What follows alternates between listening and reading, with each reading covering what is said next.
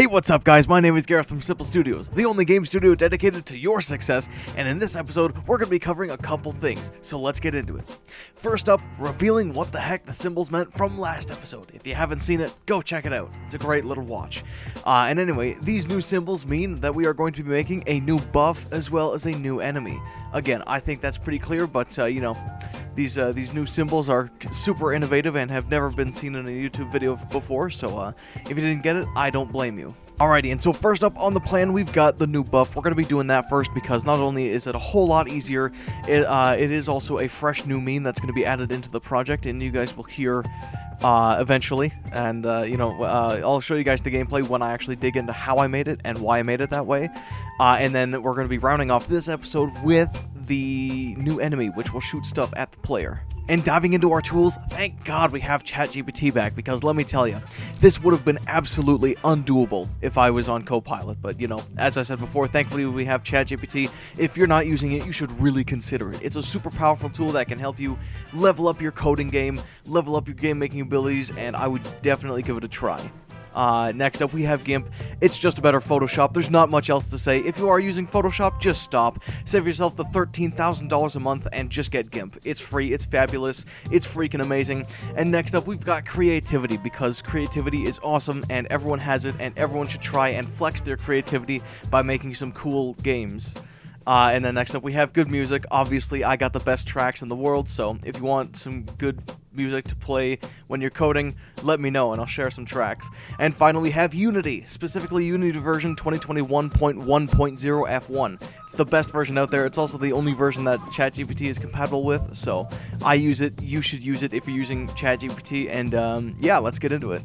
So, as I mentioned before, we're going to be making the Brain Aneurysm first. This one was a whole lot easier than the new enemy, and we'll get into that a little bit later.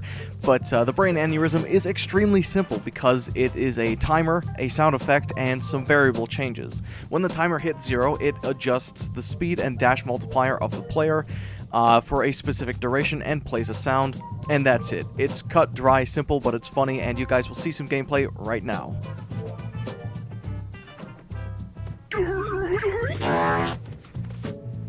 And now digging into the shooting enemies, so this one was actually extremely difficult. Not because it was hard to code, but because I just made a whole lot of mistakes that were it was just awful. Like, it did not need to take that long, but it did. So anyway, let's dig into how I screwed up and how you guys should not screw up in the future.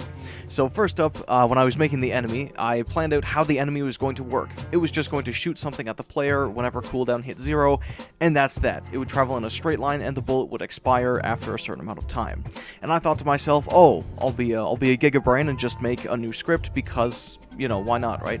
But that was not the right play, and it took probably 15 minutes to find out that I had the sniper rifle script for the player, and it worked exactly the way I needed it to, but the only thing I had to do was change player to enemy, because when the sniper rifle looks for a target, it checks for the enemies in range, but if we needed it for the enemy, it would have to check for the players in range. So I just copy and pasted the scripts, and the biggest issue that I encountered was screwing up the names, because when I attached the scripts, for whatever reason Unity works like this, I had two scripts. I had the enemy sniper bullet and the sniper bullet. For whatever reason, if I name the enemy sniper bullet, it will inherit all the properties of sniper bullet instead of giving me an error. So for 30 minutes, I was screwing around with Unity trying to debug stuff in the enemy sniper bullet script, which was called sniper bullet, just to find out, again, half an hour later, that the names were not correct. And then basically as soon as I fixed the names, it worked magically. And then the next issue was that for some reason, whenever the bullets were instantiated, they would hit the player immediately.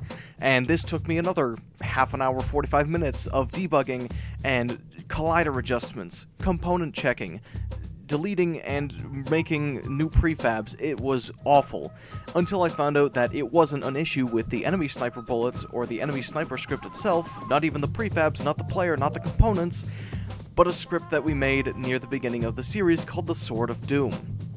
Now, if you don't remember the Sword of Doom, it is a sacred weapon that kills everything in range.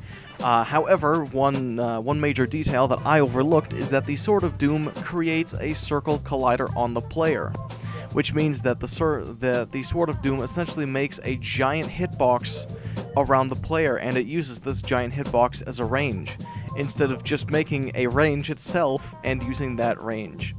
So after I found that out, I was flabbergasted, because there's no way that this was...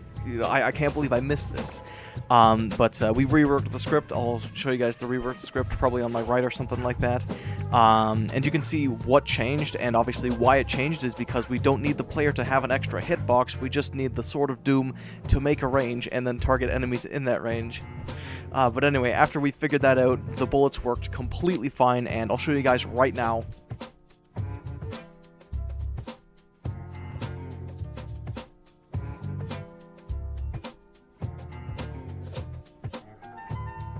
And that's all we have for this video. And before we end, I just wanted to really quickly say this might be the last episode of this series. And I know it kind of sucks because this was basically new, right? Like, it only started maybe a couple weeks ago at most. But we might end it here. And the reason why is because this YouTube channel is essentially a place for me to kind of document my progress on why I do things the way I do, and let you guys know how I do things, like what goes on in my mind when I make something for my game studio.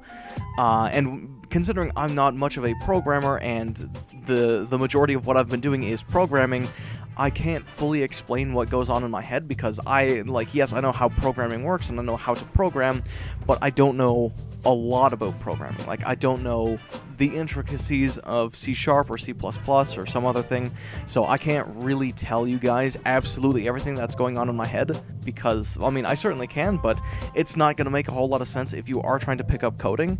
So what I was thinking of doing is just making a series that I've made some shorts on about Chaos Cards, and pivoting more towards a design perspective, because I've been writing games for over 15 years, so I have a lot more experience designing games than I do coding them, and I think it would be, a lot more beneficial to you guys, because then I can actually fully explain what goes on in my head, why I do the things that I do, and why I decide to design games the way that I do, because I actually have a very good idea of designing games. I know exactly why I do the things that I do, whereas with programming, I know why something has to work the way it does, but I don't know, why it has to be that way, if that makes sense. But yeah, so that's pretty much all for this episode. It is going to be a little bit shorter, but that's mainly because I wanted to include this message in here to let you guys know what's on my mind as of recently, and where the channel might be pivoting in the very near future. But that's all, and I thank you guys very much, and stick around for the upcoming videos, and, maybe I'll lead you guys through my mind on Chaos Cards.